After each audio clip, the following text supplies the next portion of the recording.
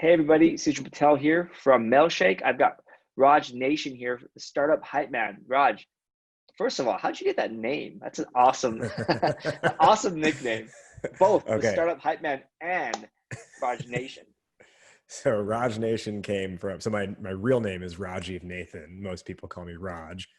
Nation sounds like Nathan, but it came about because when I first created a Twitter in like 2010, I think it was, that was when I just noticed like it was like Red Sox Nation, ESPN Nation was like the big, rage. And so I was like, all right, well, if you follow me, you're part of the Raj Nation. And then it just like stuck from there to where people actually, like my friends will sometimes actually just call me Raj Nation. Love it, love it. I had the nickname Susan because that's the closest thing people can say to Susan. So unfortunately, I didn't get that cool of a story, but awesome. Good to have you. Today we're going to talk about how to run a story-based demo instead of a product-based demo. This is super awesome, a very interesting topic because um, I think there's so much value in a story-based story demo. But before we jump into kind of all the value, what the heck is a story demo? Like, what does that mean? A story demo is a demo call that you're running that is driven by a consistent narrative as opposed to driven by the need to have to showcase everything about your product. So it is a demo that is inherently driven by, in being driven by narrative, it is generating a lot of emotion. So it's a more of an emotional sale, which then leads into a lot more of the rational nature of, and here's what the product does, and here's how we can show it to you. But it's not leading with the product, it's leading with story.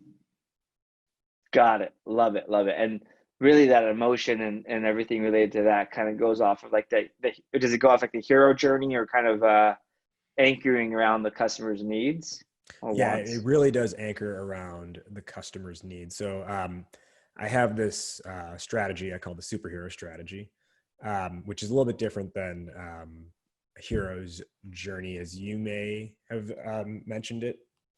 But the idea is you have to think of your brand as a superhero, because what do superheroes do? They help and they save people, just like your company, your brand helps and saves a target audience from something. But in order for a superhero to exist, there have to be three things in place first. Most companies try to be Batman and save Gotham on a sunny day when there's nothing wrong. But for Batman to exist, for the superhero to exist, you need to first have a damsel or a dude in distress, a village on fire, and then a superpower that can be activated. And finally, your superhero can swoop in and save the day. So that's kind of like the underlying current to being able to tell a good story. It's inherently caring more about their needs than your features. Nice. I love it. Love it. So let's jump back into like what, when salespeople are doing demos, like what do people do wrong? Like what's like the common things you're seeing that salespeople make a mistake on? So on a straight demo call, what a lot of salespeople do is make it a 40-minute highlight reel of all of their product features, going into the inner workings of the admin dashboard, into every possible like use case, and just over explaining the product in a way that's kind of like, no, look at me. No, really look at me. No, please, come on, look at me, please. Like we have this cool thing. Like, I trust me, it worked. It's like overselling the point in a way. Hmm. Um, and I've seen and I've been around and helped with demo calls that are discovery and demo is the same call, and others where discovery is one call, demo is another. Regardless of which format a company uses, I think there's also a lot of room for improvement in how the discovery portion is done.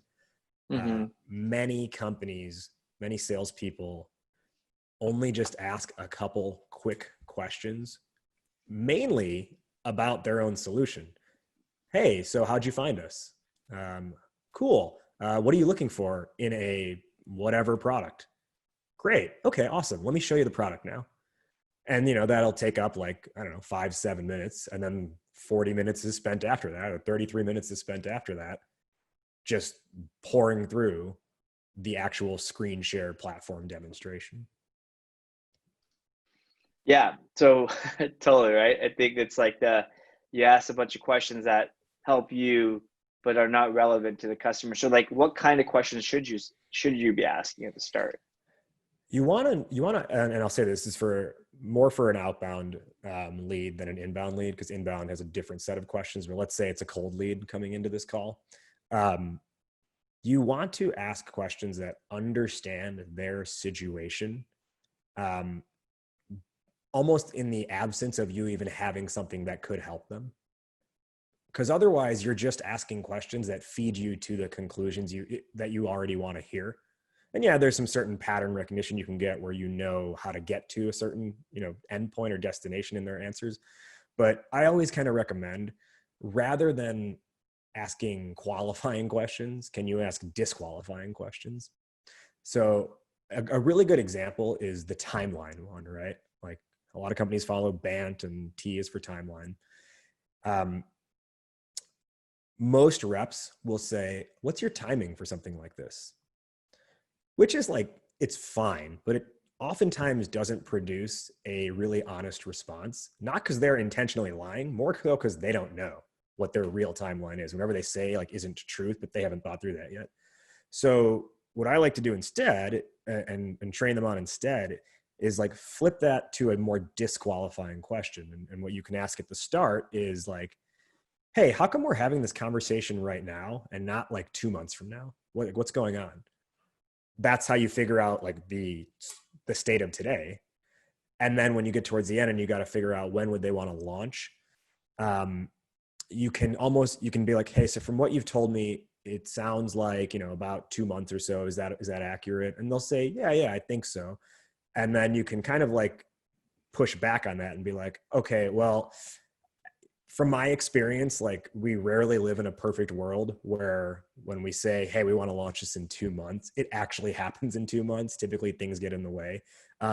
What other priorities are getting in your way here that would potentially impact this? Because typically we've seen, when someone says 2 months, it ends up being 3 to 4 months. And now you're getting like an accurate forecasting now of what the timeline is. I love it. I love it. You're getting the problems, right? You're Yeah. learning about all the friction points that you can, my understanding, like goes back to like, solving them, right? And that Yeah. making that person the center of it. So that's awesome.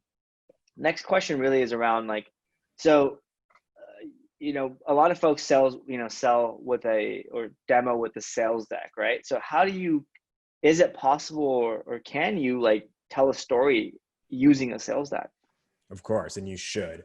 So to give you like kind of front to back, really like the full on story demo, it's narrative driven, but you'd have, if you're doing discovery demo on one call, you'd have about 10, 15 minutes of discovery. You would then go through a sales deck for about 10 minutes or so, and a sales deck that tells a really good story.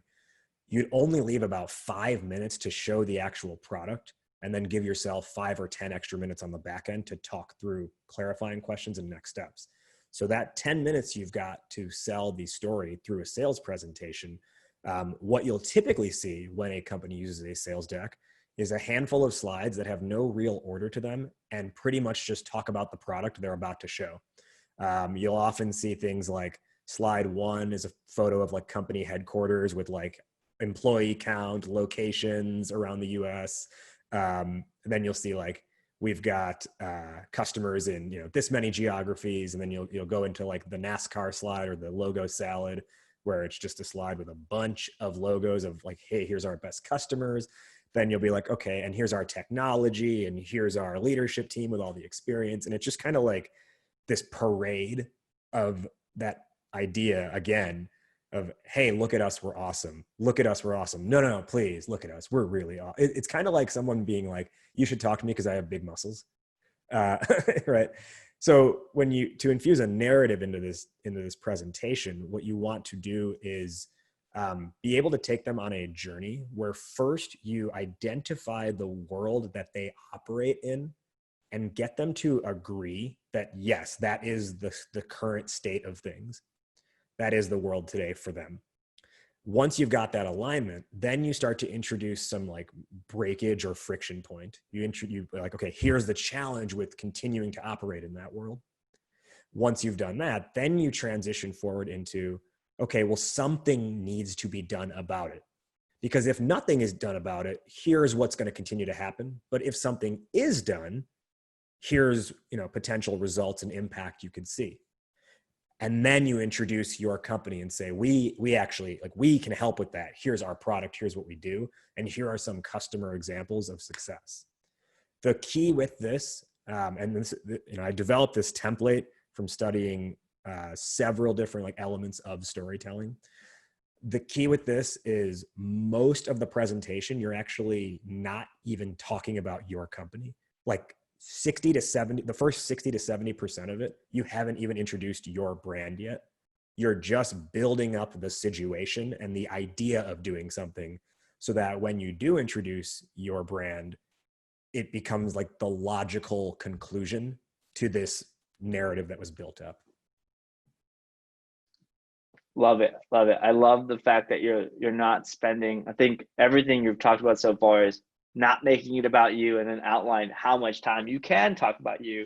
And then even the fact that you're teeing it up to talk about you, and then kind of giving the need or the reason of that, like that transition period. I love it. Obviously, my background's in marketing, so I'm thinking about this from a marketing, like landing page copy perspective. And even that, yeah. Same thing. Identify the problem for them and then lead into your solution. And I'll tell you too, one other note here. I mentioned I pull from several different elements or several different types of stories to create this model, one of which was Martin Luther King's I Have a Dream speech, which everyone is, at least in the US, is familiar with. And we all know it as the I Have a Dream speech, but did you know that in a 15 or 16 minute long talk, he did not utter the words I have a dream until 11 minutes and 30 seconds in? He built up the problem to get to the point and saying, so I'm telling you, I have a dream that it can be better. Nice. Yeah, because if you start with I have a dream, people are like, okay, so do I. What's the point? I got you. That sounds nice. Yeah, I spent 11 minutes building up the problem, the reason for all the explanation of why it matters. I love that. And you're saying, if I understand correctly, you're saying spend like 2/3 of the conversation on like the understanding of customers, building up the hype, and then go into your solution. Yeah. 60 to 70% is the buildup. So that way, what you deliver about your company lands instead of just talking about your company with no context. Love it. Awesome. All right. Well, last question for you. Do you have any examples of this? Like, do you have anything in action that you can share, or maybe, go through a hypothetical here? Yeah. So one company that I've worked with for a long time is Blueboard, an HR tech company out of the Bay Area.